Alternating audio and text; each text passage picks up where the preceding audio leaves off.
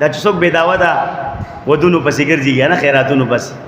نو د هغې دپاره دا حدیث هغې ته دا حدیث شریف ډالۍ وي ښه زما د طرف دا حدیث مبارک رسول الله صلی الله علیه وسلم مبارک ابو داود شریف زما مخې ته ابو داود شریف تا پروت نو د دې حوالې باندې دی که نه نورو کتابونو مړه نقل کړي د دې حدیث مبارک راوي عبدالله ابن عمر رضی الله تعالی عنهما دي هغه فرمایي چې رسول الله صلی الله علیه و وسلم مبارک فرمایلی دي من دعیا چاته چې دعوت ورکړې شو دې حدیث ته وګوره خو سوچ پیو کې عمل پیو کې چاته چې دعوت ورکړې شو فلم یجیب نو د دعوت قبول نکړو دعوت یې څه نکړو قبول نکړو فقد عصى الله ورسوله نو په تحقیق سره د الله تعالی نافرمانی وکړه او د هغه د الله د رسول صلی الله علیه و وسلم نافرمانی وکړه تاسو په دې مسله پوه شئ د دې حدیث ته بعضی علما او فقها هغه دا مسله ثابتوي چې دعوت قبلول دا واجب دی په مسلمان باندې د خوراک دعوت دی هر موقع د واده یا د ولیمې دی یا د بل څه دی دا دعوت قبلول واجب دی خو د جمهور او فقهاو دا مذهب نه دی واجب نه دی دعوت قبلول تا ته څه وزري نو تا دعوت ترکولی شي او که چېرته حرام خور سړی دعوت درکړي 100% ګټه حرامه ده یا مثال داسې ځای کې تا ته دعوت میلاو شو چېرته حرام کار شروع دی شراب څکلي کېږي چرسونه بنګونه څکلي کېږي آیس څکلي کېږي یا ګډاګانې دي د ښځو د سړو او یا د سات بیګا د ماښام نه شروع کړې وه یا یو هفته مخکې شروع کړې وه او د واده د دروازې پورې دا ډنګه ډوته ده او چاته خوب نه دی کړی په ګاونډ کې نو داسې سړي له زه روټۍ لازم زه خو نظم او ستاسو خپله خوښه ده داسې د خدای او د رسول نافرمانه له زه روټۍ له دعوت له نظم او نه دعوت قبلومه داسې دعوت قبلول ناروا دي داسې روټۍ خوړل ناروا دي چې په کم واده کې ناروا کارونه وشي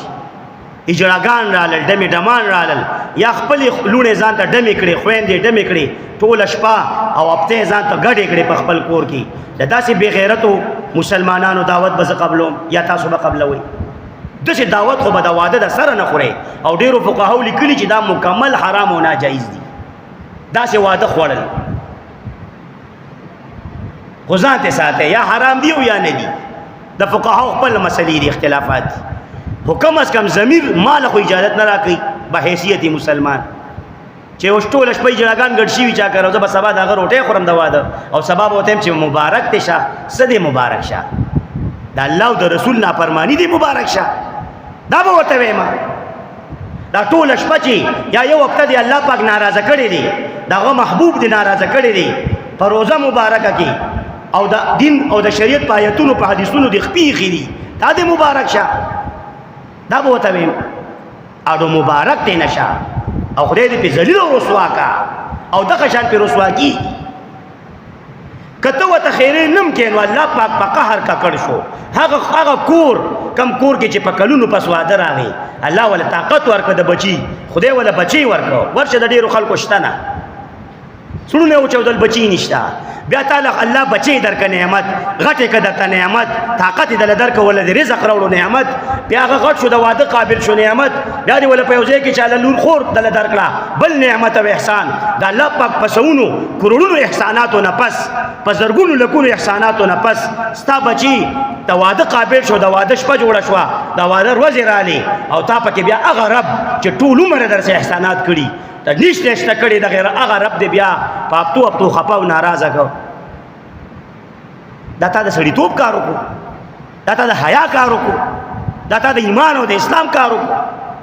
دا ټول د بې غیرتوب او د بېایمانۍ کارونه دي د بې حیایۍ کارونه دي نو داسې سړي دعوت خو به نه قبلوي دا ناجایز دي دغه خوراک خوړل هم ناجایز دي خو اوس دعوت عام حالاتو کې قبلول سنت طریقه ده د رسول الله صلی الله علیه وسلم مبارک قبول کړي دعوتونه د صحابه چې دا مسلې پکې نه ناروا کارونه نو بالکل دعوت قبول کلاړ شه